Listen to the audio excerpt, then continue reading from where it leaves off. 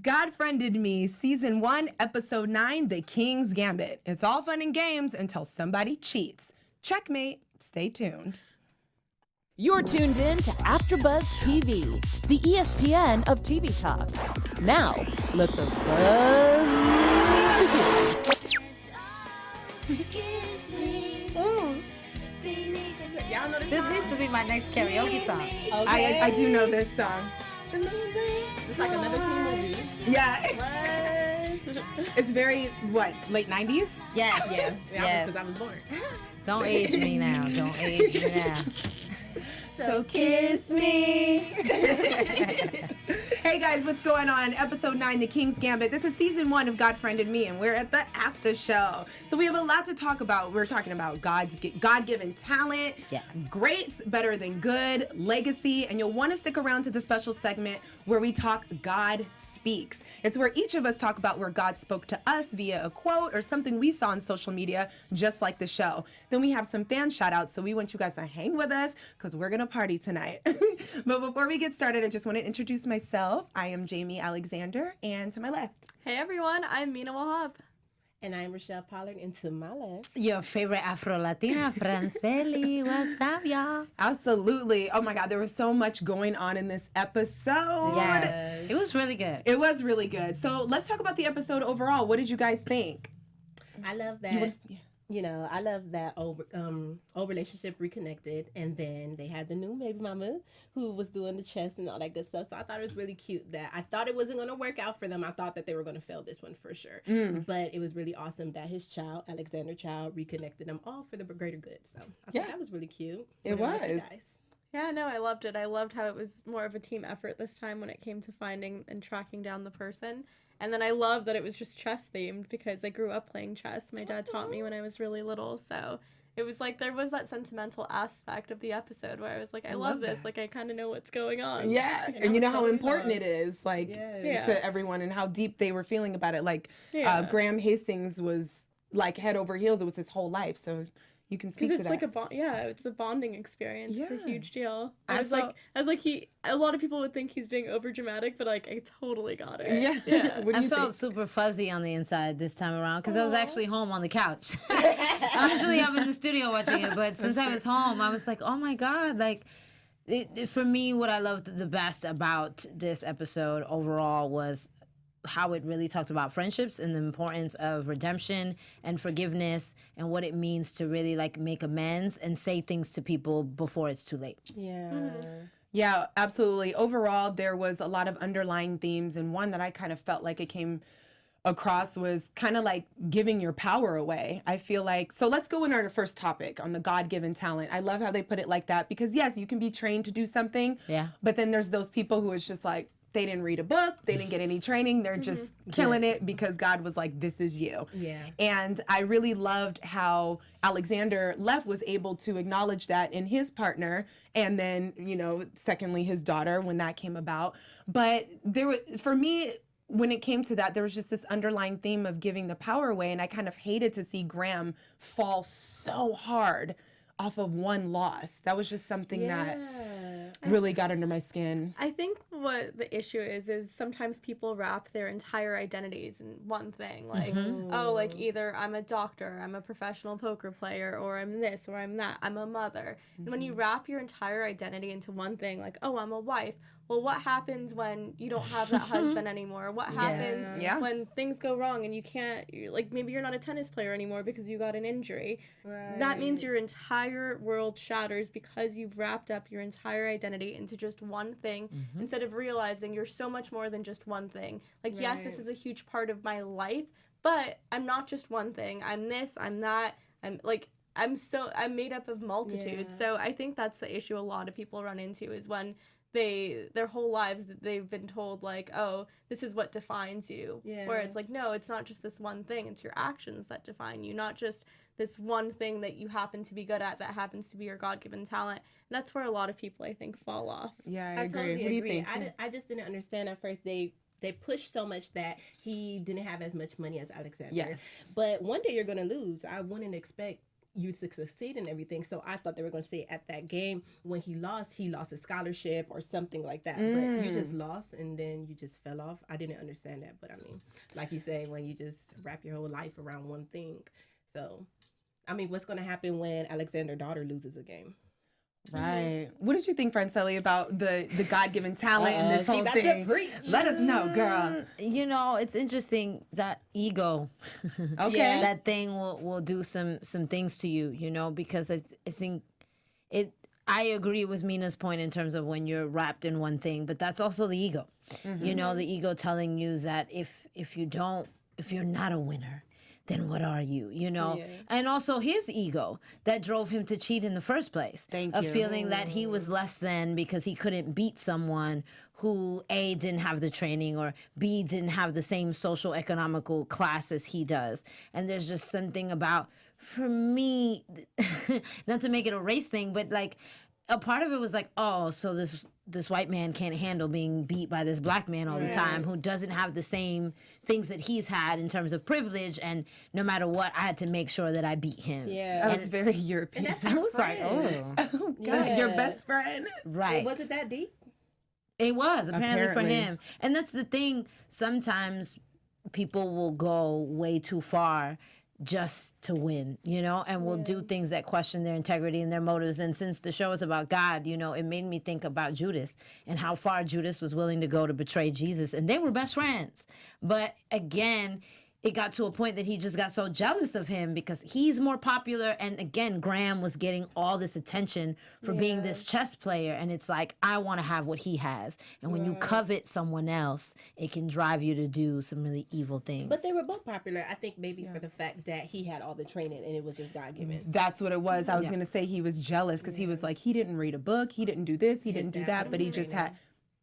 So it was definitely jealousy. There's a lot of merit in both, though. I mean, it's great to have God-given talent, but that's not something you necessarily control. But to have not the same amount, but and to skill. Rise up and still be able to beat someone. Well, he never really was able to beat anyone. I was like, but to be able to play against someone like that. It is hard work. I mean, Keven Undergaro talks about this all the time at AfterBuzz, where he says, you know, there's the 99%ers and then there's the 1%, and it's okay. It doesn't matter what you are. Like, you don't have to have the God-given talent. You can work hard and still be successful, or you can be the 1% that, you know, is just somehow has like this crazy God-given talent. But either way, like, you can have all the talent in the world, but if you don't put in the work, if you don't put in the work, faith without works is dead, people. Come on, somebody. Okay.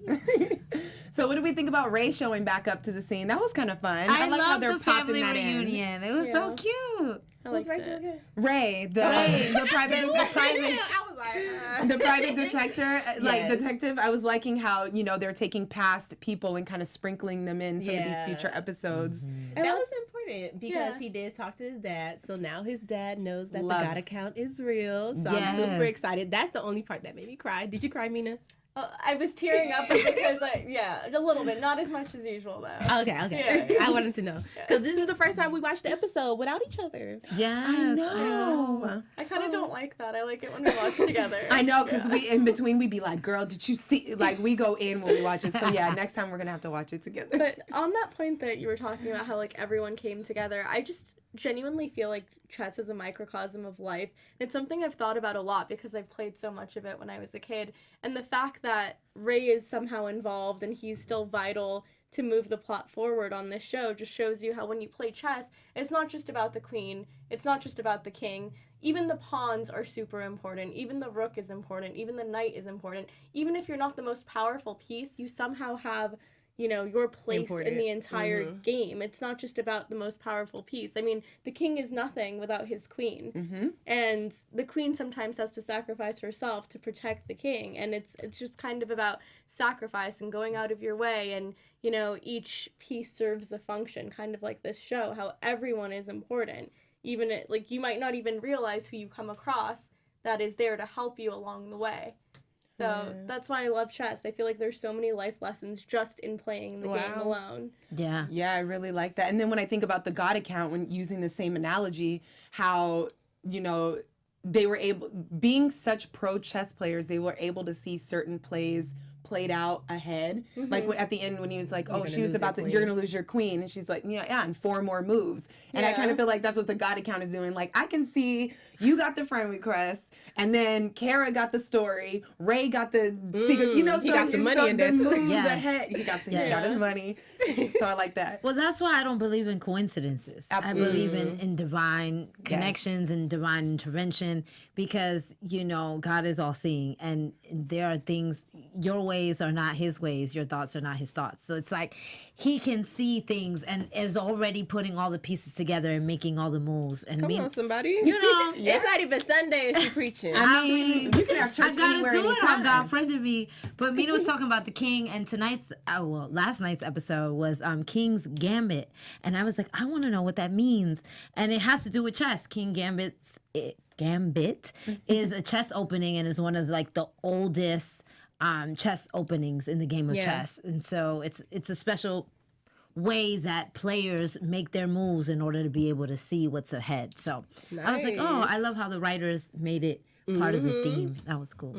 Yeah, I love that too. And I know you have a message also to share with us, the AfterBuzzers. Of course, my AfterBuzzers. Hey there, how y'all doing? Our network produces after shows for nearly all your favorite TV shows, from dramas, reality TV, sci-fi, and more. And there's no network that works harder to serve television fans than here. So we need your help. We're asking you to please subscribe to one or more of our YouTube channels. By subscribing to our channel, YouTube will suggest content that's tailor-made for you, and it'll help AfterBuzz continue to grow. So hit that subscribe button, and if you're worried about those pesky notifications, look, don't even worry about it, because those are optional. So hit the subscribe button now for the channel, and check out our other AfterBuzz YouTube channels as well. And let us know that you did in the comments, so we'll thank you on the air. You know, when we do those fan shout-outs, yeah, we'll do that later. So for now, thanks for being the best fans and for helping us be the ESPN of TV Talk. Yes, thank you, girl, for sharing that. And we wanted to say thank you because we love all of your comments. So if you guys have comments on the show or ideas or, you know, predictions or anything, like, please put them in the comments below. We love reading them and responding to you guys. And we want you to stick around because we have a special segment where we share with you how God speaks to us via social media. So let's jump into our second topic and talk about, we said great's better than good. Yes. And that was some advice that Now Ray that's a gave word. Kara. That's the word. Tell me about it. Can we talk about that? Girl. You know, it's interesting because, again, when you think about relationships, because Kara is thinking about her relationship with Miles versus her relationship with Eli, and what this is good for me. And a lot of times as we get older, that's what we think about. We think about rational and what's good and what fits. But I also believe that God didn't put us on this planet to just be mediocre. You know, your life is not by coincidence, it's by purpose. And so if you're here for purpose, you want to do all things in excellence. That's what the word says. So I want to be excellent in my job. I want to have excellence in my friendships, in my relationship. I deserve to have heaven on earth. Come on, somebody. I'm not going to wait till I'm dead and gone to get it, you know? So yes, I don't think you should just settle for what's good in your life. You should settle for what's great. And so I love that he gave her that advice. Like, even if it's not Miles, that's cool. Right. But you deserve greatness. I agree. Y'all deserve greatness. And even the way she responded, it kind of reminds me of when you ask someone how they're doing and they're like, it's good. Like, you don't know anything about what's really going on with the person. And I kind of feel like it was just a knee-jerk response. Like, everything's good. Yep, everything's good. Because she said that a few times, and it was just so basic. And I'm just, I don't know. What did you think about it? Yeah, I'm so torn with this all the time because I'm like, okay, something can be good. Because I hate the concept of, like, when guys are like, oh, but there might be something better out there for me, and like, oh, I don't want to commit because I want my options open, and I want to be able to see, like, maybe there's a hotter girl or like a whatever, like, you know what I mean? Yeah. But at the same time, you know, I think sometimes on the reverse end of that, a lot of females might be like, this is a good thing, I don't want to jeopardize it. Yeah, your and friendship. then sometimes they end up settling for a relationship than what's their dream relationship because they're like, I got a good guy, he marks every little check box thing, and like, this is what's good, and you know, they just settle instead of saying, well, I want like the best love I could possibly find. So I don't know. I always get torn with that. I never know like when something is settling versus when it's just choosing like a healthy love that maybe isn't a whirlwind romance. You know what I mean? But then I think that was the whole point of the comment, because Ray was like, you guys obviously have chemistry. I can see it. And she's like, yeah, but we all know chemistry's not enough. And he's like, no, it was enough. You know, like me and my wife, you know, and everything. And I think sometimes maybe... because Kara got jealous when Nia came on the scene, and she was able to admit that to her friend earlier in the episode. Like, okay, I got a tiniest bit jealous. So I think those are the things that we need to look for. The whirlwind romance may not be, it's an ideal in your head until I think you have the great. And I think you know when you have great. Yeah. And there's no like good to compare to. Yeah. I don't know. I feel personally attacked. We're sorry. Yeah, I don't like that. But on the bright side, I love Miles and DJ. Yes. I like them together. I think they're rocking together, and he went full forward. So I think that's better, because when it came to Cara, they were all second guessing and all that jealousy. They were playing games, and with her, he just kissed in front of the kids, and I liked it. I agree with you. I liked it. She said, I feel like if the whole audience boom. is like, okay, we want Kara with Miles, but for me, I'm like, but you know, if that was meant to be, it would have happened by now. How come it hasn't happened? So even if you self-sabotage and get in the way of your own like destiny, I feel like, well, then it's not your destiny at that moment. Then it's not yours. Timing at that moment. is everything. So maybe it is meant for you, but not right now. And not right now doesn't mean not ever. It just means not right now. Right. And the wrong person, the right person at the wrong time is still the wrong person. That's genuinely what I think. It's not the right person just because they end up being the right person a year later. Then they just weren't the right person back then. And he didn't waste time this time. It was like, it wasn't I got a text message. She was like, is anything holding you back? He was like, no, and dove on in. Thank you, Miles. But I like the way the DJ challenges him. Because at the very top, when she was a guest on the podcast, yes, you know, he was expecting her to say that she's an atheist. And we come to find out that she's agnostic. And for those who don't know, agnostic is someone who doesn't confirm nor deny the existence of God. So that's why he's like, oh, so you're on the fence. And she's like... And so, but the way she spun it around to challenge him and make him look in the mirror about the God account was just brilliant. And I think that whether something is forever or seasonal, whether it's going to be the person that's going to last long, what's important is that the person that's in front of you in present day is sharpening you. Iron should sharpen iron. And it's very important that whatever relationship you're in, friendship or romantic, that those people are challenging you and they're helping you become better. So even if they don't end up together and he ends up with Cara, which is what I think is going to happen, that's okay. In this season, she's what's best for him. Absolutely. In this season, she's definitely... Which one? Who are we talking best for him? DJ. Cara or DJ? Okay, DJ. Cool. I thought you were talking about Cara. Yeah. What, you don't like Cara? I see I these like faces. What do you think? but Cara is playing too much games for me. Right now, in my 26 years of living, if I like it, I'm going after it. Cara, That's right. She seems like she's 27, so do better. I feel like Miles was playing Miles? I feel like Miles was playing games too. Well, not games, but was walking on eggshells with her. He was, but I mean, we grown. Like, I don't know why we're mad at Cara. Like, that's... We're not mad. I am. No, what I'm saying, like... But look at the difference between Cara and Nia. They're so different. They're so I feel like different. Cara's like a sweet girl. She's kind of like a good girl. Kind of bland, no offense, but like... Vanilla. There's Cara, I'm sorry. No, not the character. We love her. The character. I mean, she's like... There is beauty there, and like, you know, she's been through a lot. But there's something about Nia where like... Straightforward. I just feel like she has like this warmth and like this pizzazz and I mean, her she volunteers with cancer patients. Come on now. I don't know.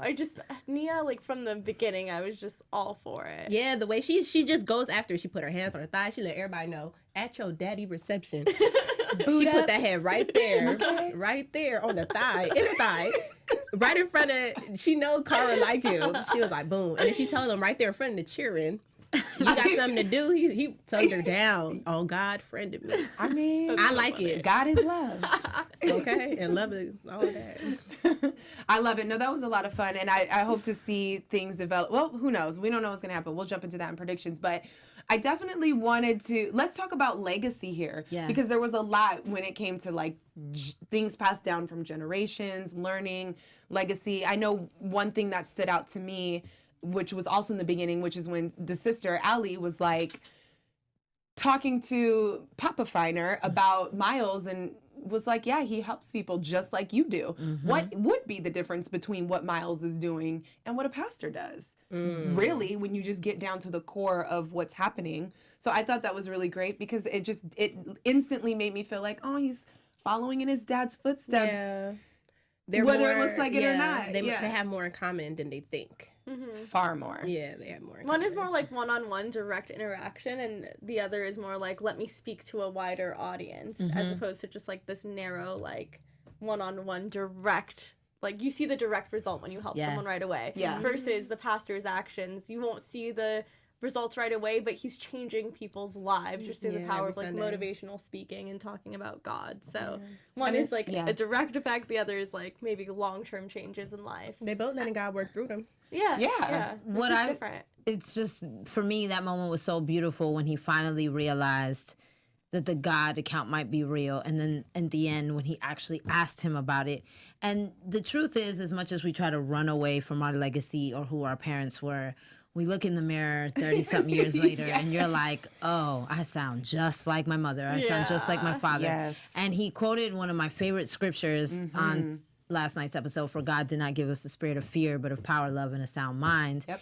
And it's just beautiful because I believe we are all called to preach, but what that looks like looks different for everyone. Because you can, the janitor can preach to his kids and sow a seed to the kids in the hallway that'll make them make a different change in their lives. You know, us hosting here, we can say something that might make someone make a different decision. Like, we can all preach in a way that's not necessarily in the official capacity of a pastor.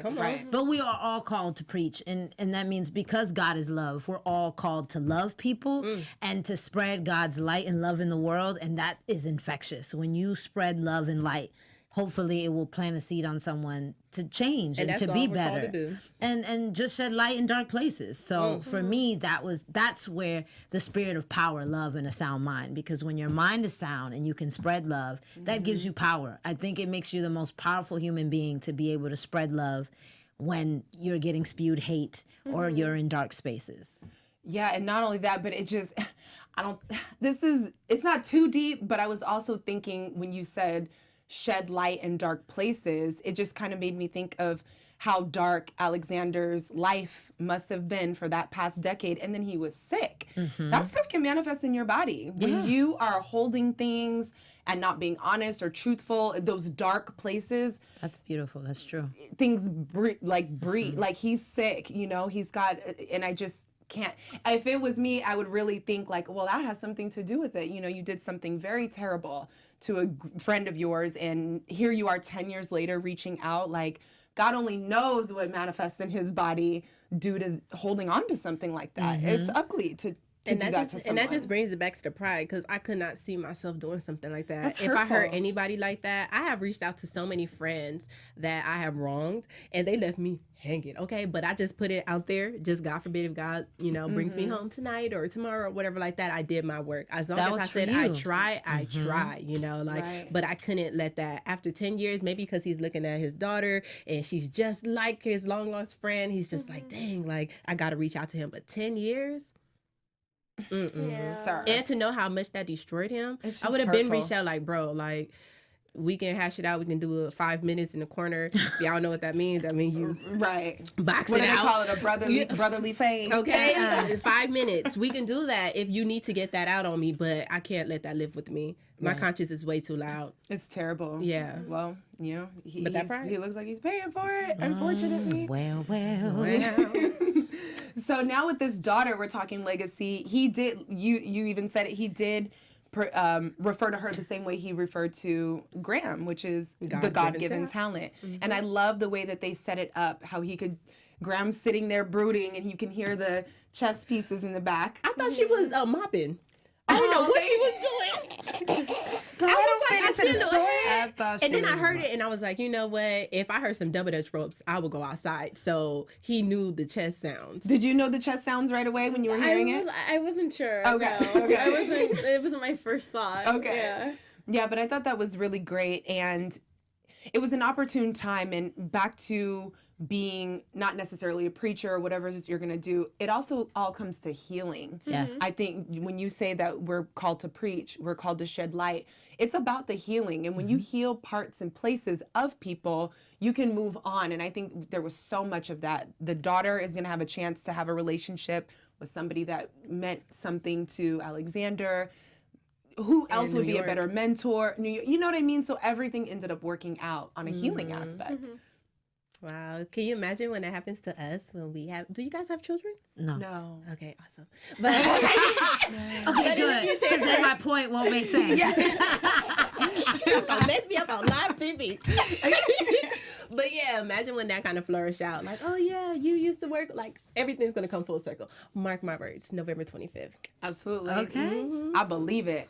Well, with that being said, why don't we jump into our special segment? Ooh. God Speaks. Ooh, can't angelic. This is where God speaks to us on social media, just like he speaks to Miles on God Friended Me. Okay, now. So we all found something, and this week when I read this from Idillionaire, most people know her, she's amazing, but it's an affirmation. Everything is working out in my favor, even when it doesn't seem like it. I will keep believing. I will keep trusting the process. I won't be discouraged by circumstances or challenges. I am guided by faith and driven by hope. I am way too blessed. My vision is clear. Just every line just spoke to me. I was like, oh, how can you not be in a harmonious, great mood when you hear something like that is speaking truth? Yes. Sounds like God to me.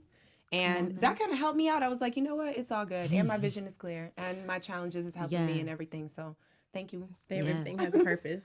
This one's mine, God speaking to me, because, you know, the episode had a lot to do with relationships and kind of, do you have regrets about the choices that you've made? And so men aren't trash. Women aren't crazy. Everyone is damaged. Most are distracted. Everyone needs healing. Not everyone is aware of what or how to heal. Nobody has all the answers. So be patient. Be transparent, be compassionate, be open to love, be the light. Wow. I cannot wait to agree with that. I loved it because the reality is that as we get older, the baggage that we carry, we keep experiences, you keep adding stuff to that baggage, and it gets heavier if you don't deal with those things and heal it. So when you face someone, just be compassionate, be understanding. Well, and we be saw transparent about what you got in your bag. Like, look, Yeah. my bag is heavy, y'all. Well, we saw that in the episode. Yes. That's why Playing I out loved with it. Alexander. That's perfect. I love it. That was wonderful. What about yours? Go ahead.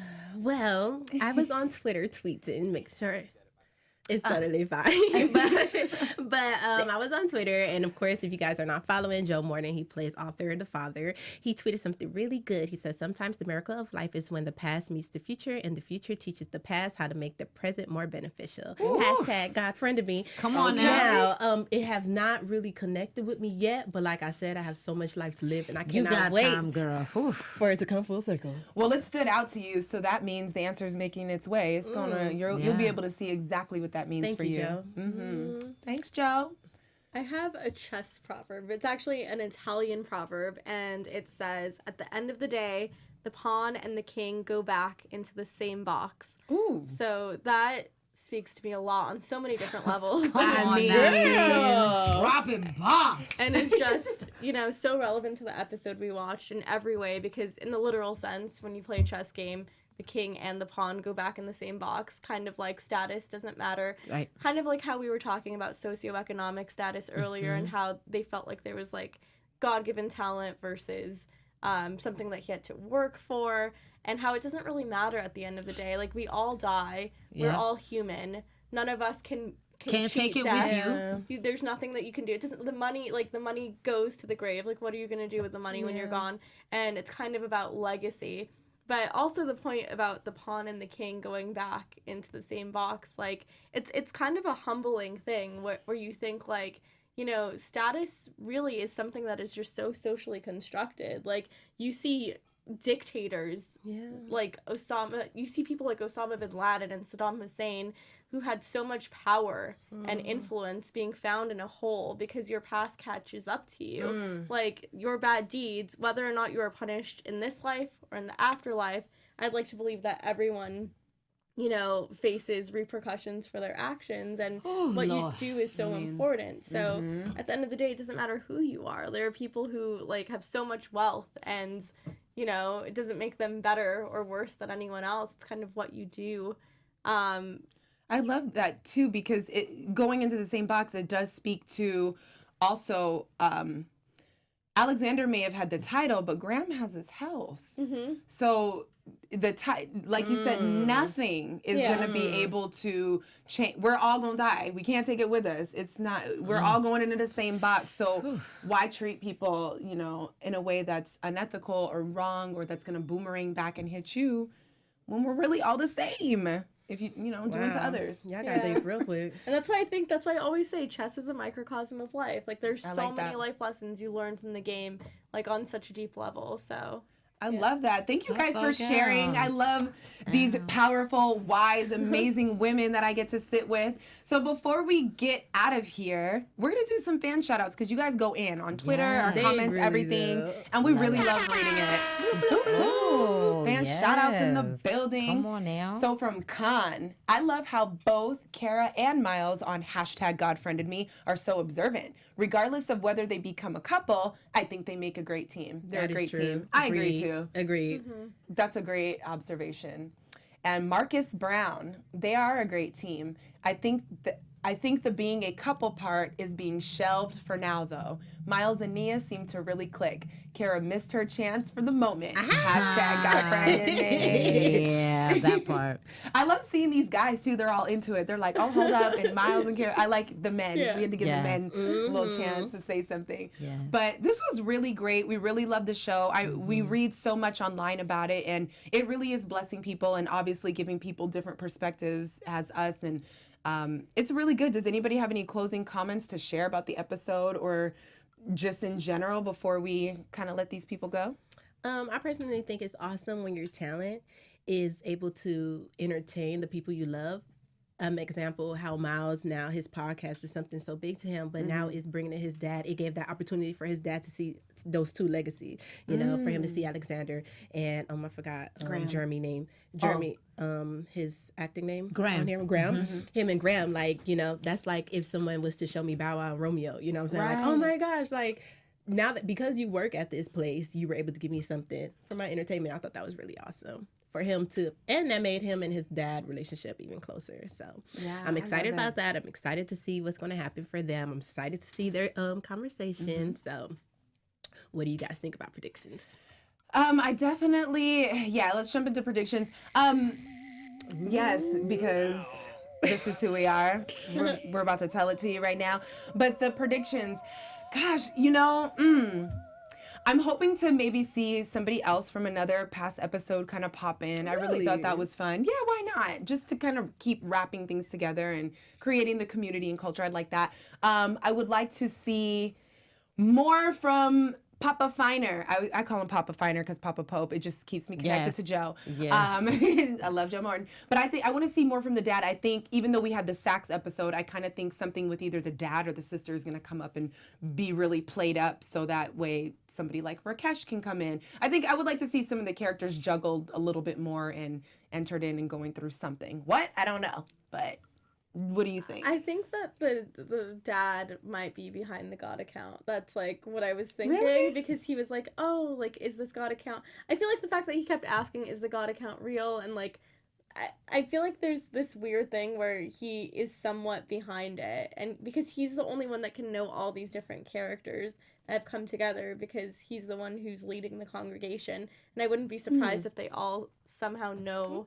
I think he's clueless. Yeah. Because my whole objective is to try to figure out who the God account is being played by. That I'm just like, is it a character we haven't met at all yet, or is it someone that we know that seems like the least likely person? But I know that one of the predictions in our YouTube comments, I have to find who posted it. Oh, Dawn. It was Dawn. Oh, It was Dawn. Yes. Dawn Thank Frost. you, Dawn. Yeah, Shout out to Dawn Frost. She was basically saying that she thinks that She's going to die. Nia is going to get sick. Well, yeah. You're like, right to the smiling point. as you're Nia's saying gonna it die. yourself. She's gonna die. Yeah, Yeah. that Nia like is like they're probably gonna fall in love, Nia and Miles, and it's gonna be a great love. But Nia's gonna pass away because her cancer is gonna come back because now she's in remission. She's gonna get it Nice back, way to and say then ultimately they're gonna Kara and Will be- Miles right. will end up together, which I thought was such a spot-on Wow. prediction. I wouldn't be That'd be surprised deep. if CBS does something like It's that. interesting because at first I was kind of angry at the prediction, like, wait, nah.